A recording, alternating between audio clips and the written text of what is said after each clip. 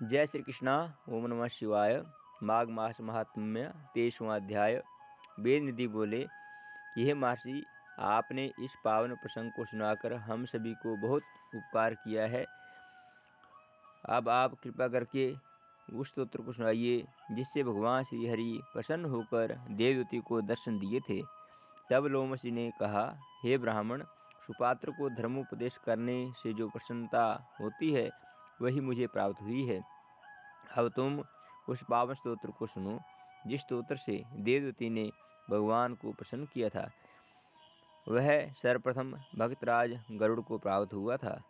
गरुड़ जी ने मुझसे बताया था वह है कि हे विश्वरूप चक्रधारी भक्ति प्रिया दयावतार कृष्ण वासुदेव, आपको नमस्कार है।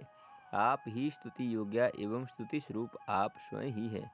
सारा जगत ही विष्णुमय है और भक्ति ही आनंददात्री है, जिससे श्वासों के साग एवं सूत्र युक्त वेदों की उत्पत्ति हुई। उससे प्रसन्नता हेतु हम भक्ति ही प्रकट करते हैं। वेद भी जिसे नेति नेति कहते हैं, जो वाणी एवं अगोचर है, उस प्रभु की स्तुति करना किसी की सामर्थ्य नहीं। त्रिदेव आप स्वयं हैं। ब्रह्मा बनकर उत्पन्न करते हो, विष्णु रूप में पालते हो और शिव रूप में संहार करते हो। आप ही परब्रह्म हो। हे महायोगी, आपको बारंबार नमस्कार है। आप सदैव ज्योतिमान हैं। आप ही सुख और आनंद को देने वाले हैं। हे प्रभु, आप चराचर के स्वामी हो। आप तो कल्पना मात्र से ही सृष्टि को उत्पन्न करने वाले हो। समस्त दोष विकार रूप आदि सभी से परे रहने वाले हे देव, आपको कोटि कोटि प्रणाम है। जिनको इच्छा मात्र से जगत की चेतना रहती है, योगी जिसके सत्य के स्वरूप ज्ञान से ध्यान करते हैं, द्विज श्रेष्ठ जिसे अहम ब्रह्मास्मि कहकर जप करते हैं, हे विष्णु, आपको बारंबार प्रणाम है। जो प्रभु की माया द्वारा उत्पन्न प्राणी अहम ममता और अज्ञान के द्वारा पाप आदि को नाश करता है, उसे प्रणाम है। जन के मुख से हर क्षण भगवान का नाम निकलता है।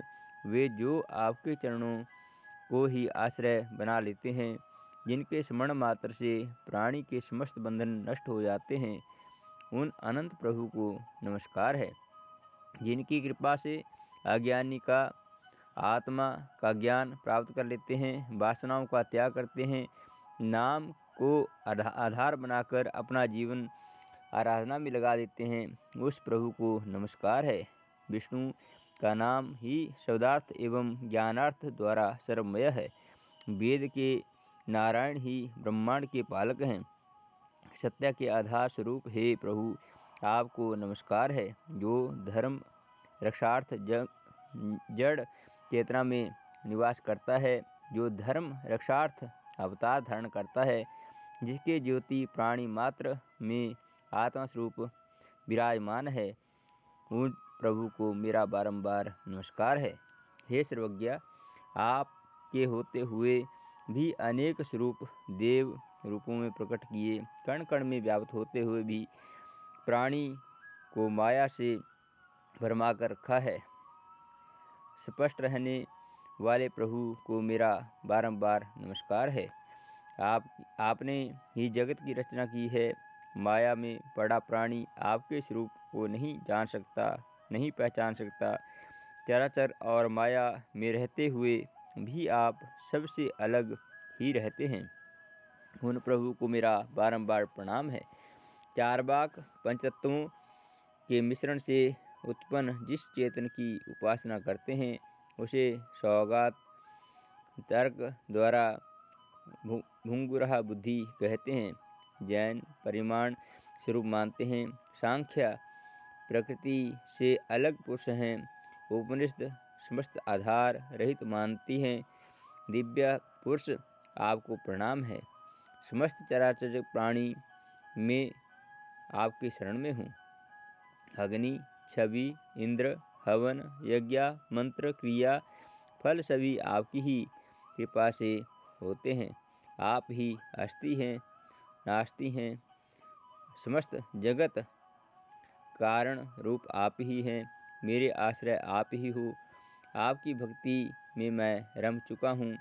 आपकी शरण में हे महानतम आपको बारंबार प्रणाम करता हूँ।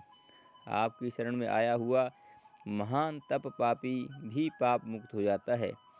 प्राणी की उस समय तक मुक्ति नहीं होती जब तक आपकी शरण में वह व्यक्ति नहीं आता।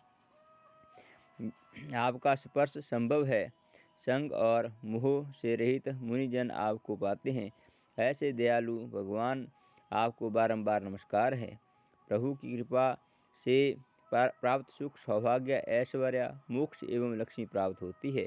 इन सभी को स्वामी प्रभु को नमस्कार है। जन्मादि भावों से रहित, काम, क्रोध, लोभ, मोह, अहंकार, द्वेष को दूर करने वाले और इन सभी से दूर रहने वाले हरि को नमस्कार है। जो भगवान अज्ञान, अविद्या, पाप का नाश करने में समर्थ है, उस प्रभु को नमस्कार है। चराचर में व्याप्त सत्यारूप मुझ पर प्रसन्न होकर मुझे दर्शन दें। हे विप्र, इस स्तोत्र के पाठ के द्वारा देवदूती ने भगवान को प्रसन्न कर दर्शन प्राप्त किए।